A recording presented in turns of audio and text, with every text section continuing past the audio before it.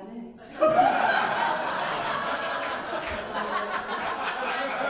I'm never really sure what to wear to performances, but I have learned as a performer you're supposed to look nicer than the audience, unless you're in cats. I would have done the no bra white t-shirt, but it wasn't raining on my way here, so I was like, what's the point? Probably the wrong audition. I never really understood wet t-shirt contests. They're never about who has the wettest shirt. Like, no one takes them off at the end and wrings them out and, like, measures the water. Here's something about me. Maybe I should have started here so you get my vibe. I had 12 gerbils when I was a kid. It was supposed to be 2. It ended up being 12 because we couldn't tell the difference between boys and girls. It would have been 14, except for, I don't know if you know, but if you don't separate the dad from the babies, you will eat them. I know. So what I learned very early is that gerbils have very liberal abortion laws. Similar to humans, the men make the decisions.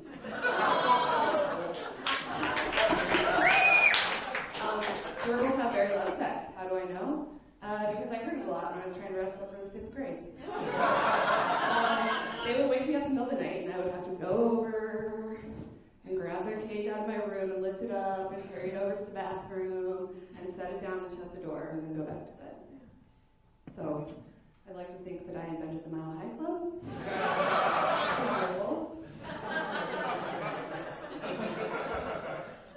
I saw my gynecologist the other day. Thank you, she waved.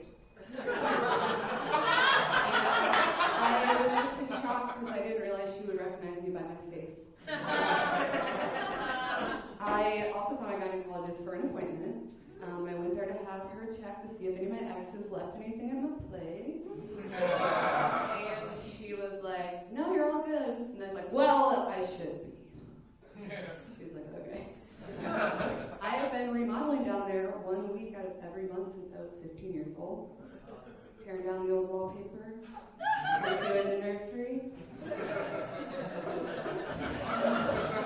This gave me an idea for a TV show. And I pitched it to HGTV, and I haven't heard back, but no news is good news. So what it would be is, it would be on HGTV, V for Vagina. I would be the host and the house.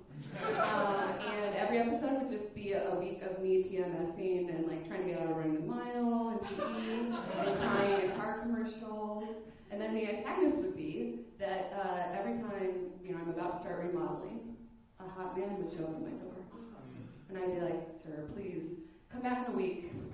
It'll be cleaner then, I promise you, just come back in a week. And then I say bye, and I shut the door, and then he pulls his pants up. And then next thing I know, he's running to the back. Oh my God. So now I gotta run to the back, and I have to beat him there. And I have to say, sir, you're not that hot. But say I were to let you park in the back. You need to be respectful. You can't just go plowing through like you're trying to beat rush hour at the Arby's. Next thing you know, you rip the canoe off the ceiling. Recycling bins are on the ground. You need to be like the suburban dad. You either are one, you love one, you know one. They hang a tennis ball on a string from the ceiling of their garage. And that's how they know that they just gotta slowly itch in.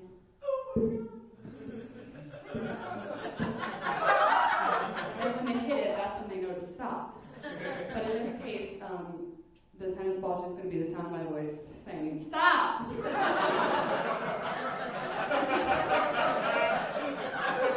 Speaking of things hanging from strings, I want to be as proud of my tampon sizes as men are of their condom sizes.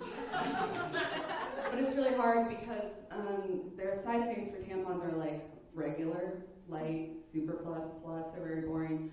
If a guy approached me with a light condom, all I'm saying is I want Magnum tampons, and I want them to for my pleasure, and I feel like it's not like that. They have compact tampons now. I don't know if you've seen these things. They're like, you gotta pull them apart basically to make them work, but I always pull them all the way apart. So then I'm sitting in this all like reverse engineered engineering a tampon. And it's like, why? Like, we don't want people to know how much cotton we can shove in ourselves. People might confuse us for Build-A-Bears. Tampon companies also advertise that they're very discreet, or they try to design them to be very discreet. So my question is, why do all my tampons look like they're dressed to go clubbing? Or to an Easter egg hunt? I'm a designer for money. That's my job. And I have a few ideas for some rapper designs. One idea I think could just be flesh colored, just all shades. Second idea could be some denim washes. And then the third idea could just be one that looks like a finger. That way, you don't ever have to put it away, you can just hold on to it.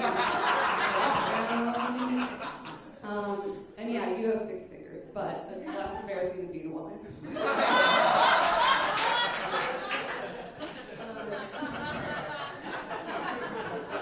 I want to die alone.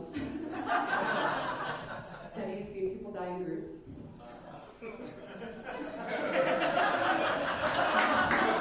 I would like to be, I don't want to be presumed dead because they can't find me. I want to be found dead by my family because they need my Netflix password.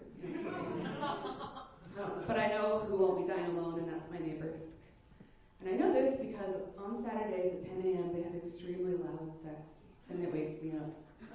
And I know I should go over there and pick up their cage, and I should take it out of their room, and I should put it in the bathroom and shut the door.